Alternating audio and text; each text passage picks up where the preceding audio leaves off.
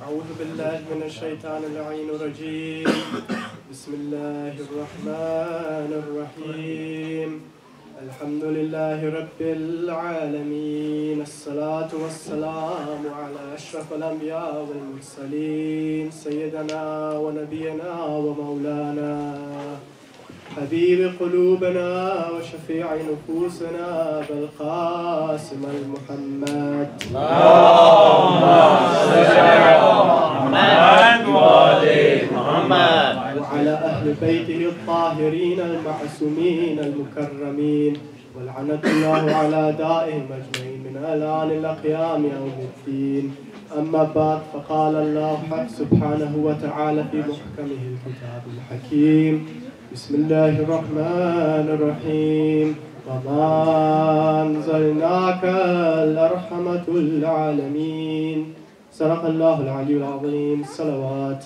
اللهم صل على محمد وآل محمد. Ein weiteres Salawat im Namen unseres Amir al-Mu'minin. Allahumma salli ala Muhammad wa ali Muhammad. Ein weiteres und noch lauteres Salawat im Namen unseres Imam Muhammad al-Mahdi. Allahumma salli ala Muhammad wa ali Muhammad. Ich habe wieder mal die Ehre, zu euch zu sprechen über ein besonderes Thema. Und vorerst erst einmal Assalamu alaikum an euch alle und herzlichen Glückwunsch. Assalam wa rahmatullah. Herzlichen Glückwunsch zu der Geburt des heiligen Propheten. So. Allah, also Gott sprach im Koran in Surah 21, Vers 107. Und wir, also O Prophet, und wir haben dich als eine Barmherzigkeit für die Welten gesandt. Ja. Gott hat viel hinabgesandt zu den Menschen. Der Regen ist auch eine Barmherzigkeit von Gott. Also Eisen wird ja auch im Koran erwähnt, dass es hinabgesandt wurde. Wenn man heutzutage in der Wissenschaft mal nachprüft und tut und macht und sieht, heißt es ja, dass Eisen aus dem Weltall auf diese Erde kam und so weiter und so fort. Also man sieht halt natürlich immer wieder, was Gott im Koran erwähnt und was in der Tatsache nachvollziehbar ist. Das ist ja auch eines der Wunder. So. Eine weitere Sache, die Gott stets immer zu den Menschen gesandt hat, waren die Propheten. Die Glaubensprinzipien der Ja'faritischen Rechtsschule, also unsere Glaubensprinzipien der Schiiten, Ja'fari, ne?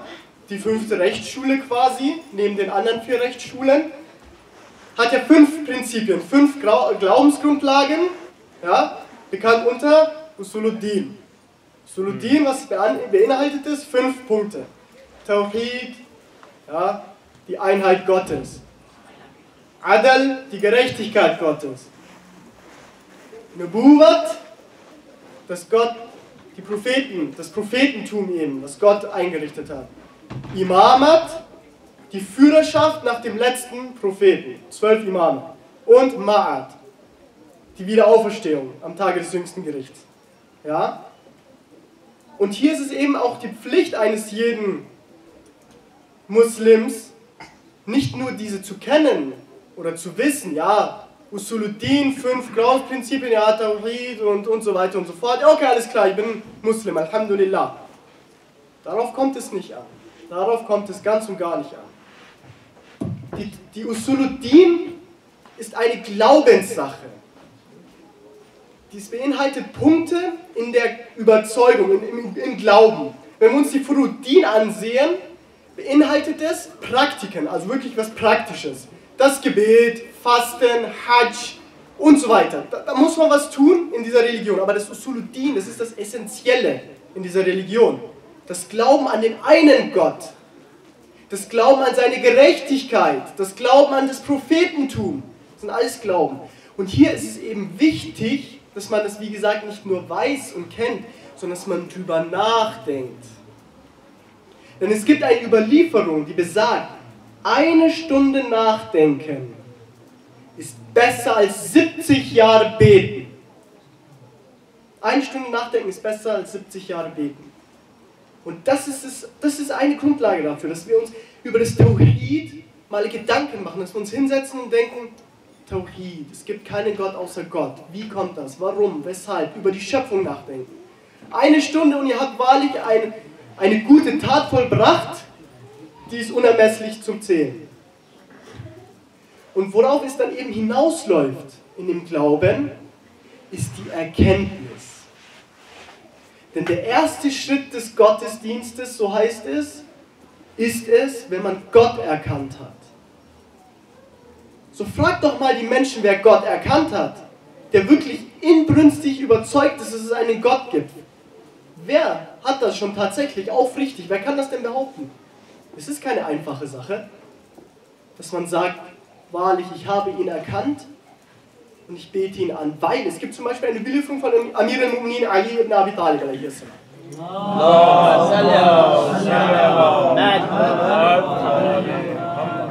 Er sprach, auch wenn Gott es nicht zur Pflicht gemacht hätte, ihn anzubeten. Und jetzt hört genau zu. So wahrlich hätte ich ihn angebetet, weil er der Anbetung würdig war. Der Anbetung würdig ist und immer bleibt. Das ist Amir al-Mu'minin als Beispiel. Auch wenn es nicht eine Pflicht gewesen wäre zu beten, er hätte es getan, weil Gott es würdig ist, weil er der Anbetung würdig ist. Das ist Erkenntnis und das ist Überzeugung. Auch wenn wir uns ansehen, unser Glaubensbekenntnis, Ashhadu an la ilaha illallah. Wir sagen nicht, wir glauben, dass es einen Gott gibt. Nein, das Ashhadu heißt, ich bezeuge, es gibt keinen Gott außer Gott. Und was kann man bezeugen? Was man erkannt hat, was man gesehen hat. So viel dazu. Muhammad wa ali Muhammad salawat. Allahumma salli ala Muhammad wa ali Muhammad. Aber um das nicht jetzt weiter auszuschweifen, gehen wir eher auf das Thema des Prophetentums ein. Weil natürlich Geburtstag unseres heiligen Propheten. Das Prophetentum ist nach Überlieferung eben besagt, dass ca. 124.000 Propheten hinabgesandt wurden. Zu den Menschen. Ja, der erste war Nabiullah Adam a.s., ja, der Vater der Menschheit quasi. Zwischen ihnen, zwischen Hazrati Adam a.s. und dem letzten Propheten, sind 5 Ulul Azam, also die 5 gewaltigen Propheten, also die mit der gewaltigen Aufgabe. Diese sind Hazrati Nuh a.s., Hazrati Ibrahim a.s., Hazrati Musa a.s., Hazrati Isa a.s. und Hazrati Muhammad al-Mustafa. Allahumma salli ala Muhammad wa ali Muhammad. Diese 5 Gesandten haben etwas mitgebracht von Gott. Und zwar eine göttliche Gesetzgebung und ein Buch. Ja, für die Menschheit. Darauf kommt es auch an. Es wurden viele Propheten zu den Menschen gesandt. Für eine bestimmte Stadt, für ein bestimmtes Volk, für ein bestimmtes Dorf. Ja, immer wieder. Wir sehen uns an, Hazrati Lut a.s. Für wen wurde er hinabgesandt von Gott? Für Sodom. Was ist aus Sodom geworden? Sie haben nicht auf Hazrati Lut gehört. Die Stadt ist in Asche. Zerfallen. Ja, vom Himmel sind Feuerbälle hinabgefallen. Als Beispiel. Nur für die Stadt Sodom. Ja, als Beispiel. Aber die 5, die ich erwähnt habe, waren für die Menschheit. Die haben jeweils ein Buch mitgebracht. Und der letzte von ihnen ist unser Prophet, der den Koran mitgebracht hat und viele, viele Wunder. Muhammad wa ali Muhammad sallam. Allahumma salli ala Muhammad wa ali Muhammad. Ich werde euch heute ein bisschen dazu nötigen, viele Salawats aufzusagen, weil natürlich zu diesem schönen Anlass, ja, unser Prophet, er ist das Siegel des Prophetentums. Er ist die Krönung der Schöpfung. Er ist der Beste unter den Propheten, er ist der Beste unter der Schöpfung. Und er ist die Barmherzigkeit Gottes. Das ist, was der Vers im Koran sagt. Und wahrlich, ich habe dich hinabgesandt als eine Barmherzigkeit für die Welten. Warum Welten? Es gibt viele Welten. Warum? Inwiefern? Die Welten der Djinns und der Menschen. Die Djinns haben ja auch einen Glauben, die haben auch Propheten, an die sie festhalten und so weiter. Da gibt es Christen, Juden und so weiter.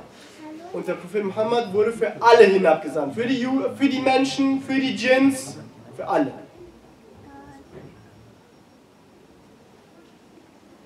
Und er war der Beste in der Gottesanbetung. Wie können wir das behaupten? Es gibt eine Überlieferung, die besagt, dass es 73 Erkenntnisstufen gibt. 73 Erkenntnisstufen. Wer kann von sich behaupten, dass er überhaupt nur eine Erkenntnisstufe erreicht hat? Oder 2 oder 3, außer den Propheten natürlich und den Imamen. Aber es wird überliefert, dass die Ahl al-Bayt, 72 Erkenntnisstufen erreicht haben. 72. Die haben Gott so sehr erkannt, so sehr, dass sie die 72. Erkenntnisstufe erreicht haben. Die 73. beinhaltet Gott, das Wesen Gottes. Das kann niemand erreichen, weil das Gott beinhaltet. Dieses Attribut hat nur Gott selber, diese Erkenntnisstufe. Aber die 72. da erstmal hinzukommen. Und wahrlich, wenn der heilige Prophet aufgrund dieser Erkenntnisstufe, die er Gott erkannt hat, ja, etwas gewollt hätte, wäre das passiert. Jesus, also Isa a.s. hatte so eine Erkenntnisstufe, dass er über das Wasser laufen konnte. Das kam aufgrund seiner Erkenntnisstufe. Und der heilige Prophet sprach, wenn er eine höhere Erkenntnisstufe gehabt hätte, wäre er in der Luft gelaufen. Und der heilige Prophet hat nur die 72. Erkenntnisstufe.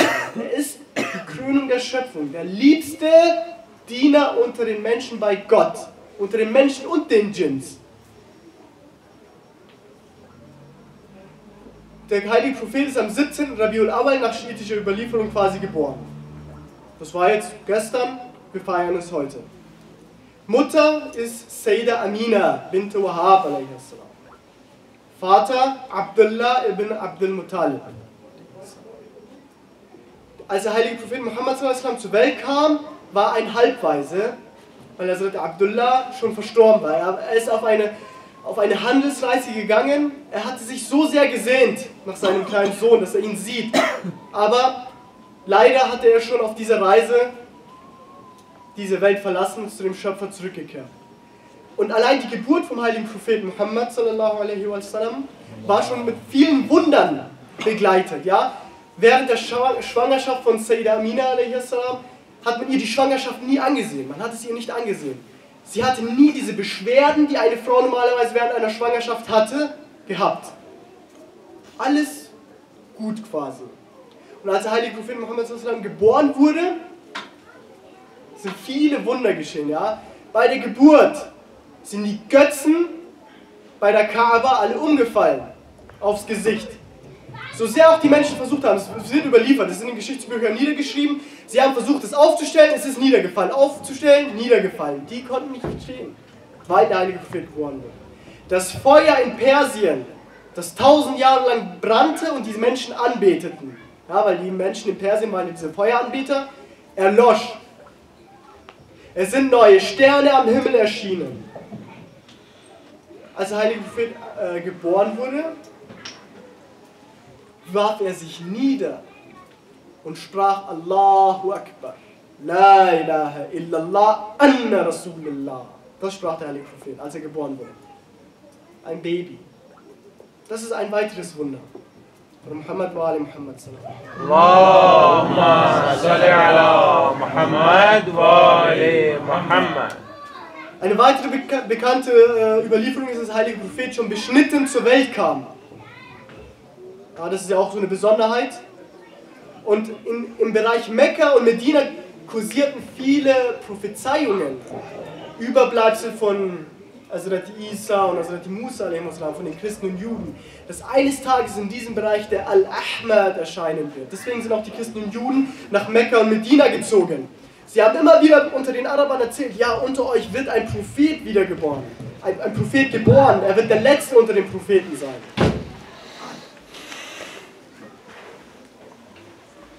Das war eben diese Prophezeiung, die eben auch bestand und deswegen auch viele dahin zogen. Und die Menschen von Medina waren dadurch auch vorbereitet. Die Juden selber haben stets immer damit angegeben, unter euch wird ein Prophet zur Welt kommen, den wir dann anerkennen. Was ist zum Schluss passiert? Diese Menschen, die erst sich darauf gefreut haben, dass der Prophet erscheinen wird, haben sich abgewendet. Und die anderen Menschen, die normalen Araber, haben sich dem heiligen Propheten zugewandt. Es waren ja die Menschen von Medina, die den heiligen Propheten in der Anfangszeit unterstützt haben. Über die Charaktereigenschaften des heiligen Propheten. Viele Überlieferungen. Die Menschen in Mekka waren ja zu der Zeit, bis auch der heilige Prophet wirklich offiziell der Prophet sich dann verkündet hatte, Götzendiener in der Überzahl. Sie haben da Allat, Al-Uzza, Hubal und so weiter angebetet. Das waren die Götzen, die Statuen, die da in der Kaaba standen, und es wird überliefert, dass 365 Statuen dort rumstanden. Für jeden Tag ein Götze. Die Menschen haben sie angebetet. Ja?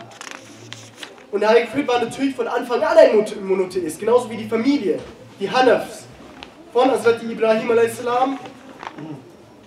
beibehalten. Und die Charaktereigenschaften, er bekam den Beinamen Al-Amin von seinen Mitmenschen, der Vertrauenswürdige. Warum? Weil er von klein auf nie gelogen hat. Er hat immer die Wahrheit gesagt. Er war immer von heiterer Stimmung, zuvorkommend, freundlich. Die Menschen haben das wertgeschätzt, die haben ihn gemocht. Als die Menschen dann, als Beispiel, die Menschen sind auf eine Handelsreise gegangen, sie haben all ihr Hab und Gut dem heiligen Propheten anvertraut, weil sie wussten, dass sie das genauso wie die das abgegeben haben, zurückbekommen. Weil es seine Eigenschaften waren. Das sind die Eigenschaften der Propheten, die Aufrichtigkeit, von klein auf, ohne Ausnahme. Mit 40 Jahren wurde er quasi Wadi Ma'aba, die offizielle Ernennung zum Propheten, wo er dann der Menschheit verkündet hat, ich bin der Gesandte Gottes und ich habe euch etwas mitgebracht, den Koran, der nach und nach hinabgesandt wurde. Wo hat der heilige Prophet als erstes angefangen, die Menschen einzuladen? Es war in seiner Familie. Er hat die Bani Abdul Muttalib eingeladen und hat diese Ansprache gehalten. Oh, Gott hat mich gesandt, um euch zum Islam, zum wahren Glauben einzuladen. Tut nicht das, was eure Vorväter getan haben. Es gibt nur einen Gott. Kein Gott außer ihm ist anbetungswürdig. Was taten die Menschen? Die haben sich lustig über ihn gemacht. Wer war der Einzige, der ihm immer Rückhalt gegeben hat? Das waren Abu Talib und Imam Ali a.s. Dreimal hat er gefragt unter der Familienangehörigen, wer von euch will mich unterstützen, auf dass er mein Bruder wird und mein Nachfolger, wenn ich nicht mehr bin. Und dreimal war es Imam Ali a.s., obwohl er noch ein Kind war. So war das. Und er merkte, er wird nicht weiterkommen in Mekka, und dann ging er nach Taif. Und verflucht sind die Menschen von Taif. Was haben sie den heiligen Propheten angetan? Er ging dahin, um die Menschen zum Islam einzuladen, weil er merkte, in Mekka wird er nicht besonders erfolgreich sein, weil die Menschen stursinnig sind. Die Araber waren es zu der Zeit. Sie hatten keine besonderen Eigenschaften, sie waren die verdorbenste Gesellschaft ihrer Zeit. Sie haben ihre Töchter lebendig begraben, haben Götzen angebetet. Es war für sie eine Ehre, wenn sie Menschen umgebracht haben. Frauen waren keine Menschen für sie, sondern Gut, das vererbt wurde vom Vater zum Sohn. Der Sohn hat seine Mutter geerbt. Das waren die Zeiten. Muhammad wa ali Muhammad sallallahu alaihi wasallam. Und der heilige Prophet Muhammad hat versucht, eben diese Verdorbenheit auszulöschen. Er merkte, in Mekka war er nicht besonders erfolgreich, weil die ja die Großen der Araber waren. Die waren ja die Statthalter von Mekka, wo die Kaaba sich befand. Er ging nach Taif und hat dort die Menschen zum Islam eingeladen. Und sie waren noch viel schlimmer. Er hat angefangen, die Menschen zum Islam einzuladen. Was taten die Menschen? Sie haben ihre Kinder und Jugendlichen dazu angestachelt, den heiligen Propheten zu verspotten. Sie fingen an, den heiligen Propheten mit Steinen zu bewerfen. Und sie taten es und taten es. Und es wird überliefert, dass der heilige Prophet vom Kopf bis zu dem Zeh geblutet hat. Und dann kam der Erzengel Gabriel zum heiligen Propheten und sprach, Ja Rasulullah, Gott hat mich zu dir hinabgesandt, so befiehl mir, dass ich dieses Volk von Taif zerstöre, auf dass sie nicht mehr bestehen. Und was sprach der heilige Prophet? Was sprach er? Er sprach, nein, oh Gabriel, ich bete zu Gott, dass diese Menschen recht geleitet werden. Das Das ist der heilige Prophet. Die Menschen, die ihn verspotten, die ihn verletzen, und er betet, dass die rechtgeleitet werden. Und nicht, dass die zerstört werden, wie zum Beispiel das Volk von Sodom. Das ist der heilige Prophet. Das sind diese wunderbaren Charaktereigenschaften. Weitere Wunder sind, man könnte ewig darüber erzählen. Ein Wunder ist, das ich immer wieder gerne erwähne, ist die Mondspaltung. Dass er mit dem Finger auf den Mond gezeigt hat, für die Menschen, auf dass sie rechtgeleitet werden. Und der Mond sich in 2 Teile spaltete. Das ist im Koran überliefert, im Wort Gottes. Surah 54 von 1 bis 3. Die Stunde ist nahe gekommen und der Mond hat sich gespalten. Doch wenn sie ein Zeichen sehen, wenden sie sich ab und sagen, dies ist ein ewiges Zauberwerk.